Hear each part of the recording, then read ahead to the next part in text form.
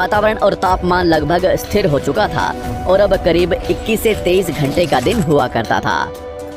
अब समुद्री जीव पानी से बाहर रहने लगे थे और वातावरण के हिसाब से उनके शरीर का रंग रूप बदल रहा था। धीरे धीरे ये जमीनी जानवर डायनासोर्स में परिवर्तित हो गए। जिन डायनासोर्स ने पेड़ पौधे खाने शुरू कर दिए, उनका शरीर लंबा और विशाल रूप से विकसित होने लगा। कुछ डायनासोर्स शिकार किया करते थे, जिसके कारण वे छोटे और तेज होते चले गए।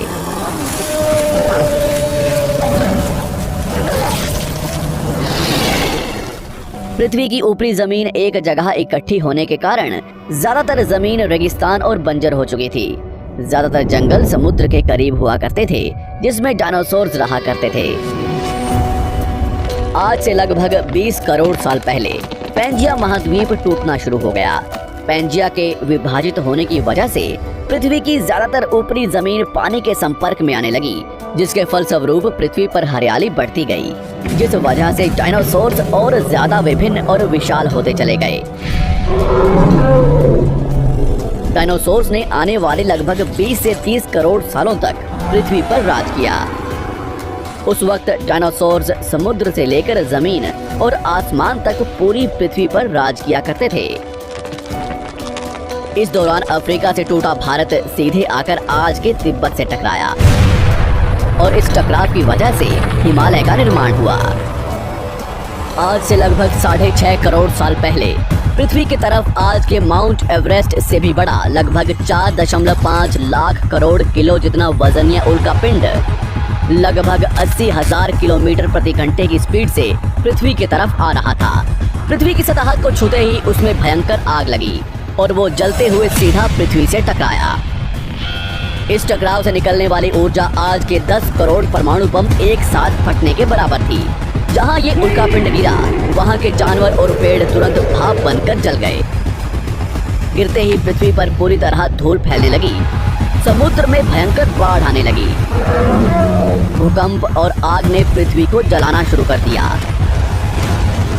कुछ ही घंटों में पूरी पृथ्वी के वातावरण में हानिकारक गैस और धूल की वजह से पृथ्वी नर्क हो चुकी थी।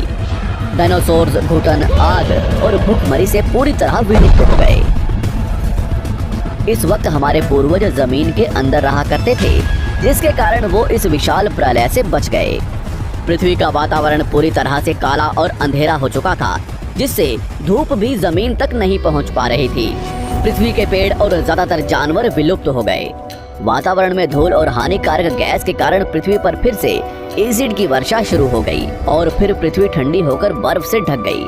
लेकिन इस बार पृथ्वी की बर्फ लाखों सालों तक नहीं जमी रही और 80 से 90 हजार साल बाद ये बर्फ पिघलनी शुरू हो गई। जैसे ही धरती पर वातावरण फिर से पहले जैसा होने लगा, वैसे ही ये छोटे जीव जमीन से बाहर आना शुरू हो गए।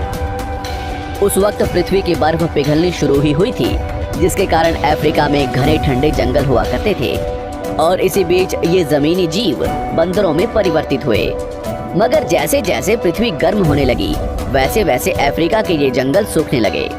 जंगल की चीजें खाने वाले बंदरों को खाने की कमी होने लगी।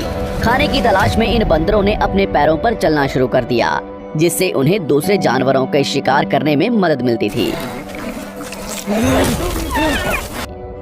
धीरे धीरे बंदर एप्स यानी वानर में परिवर्तित हुए। खाने की तलाश में ये एप्स पृथ्वी के दूसरे हिस्सों में फैलने लगे और धीरे धीरे उनके शरीर का रंग रूप वहाँ के मौसम के हिसाब से बदलता गया।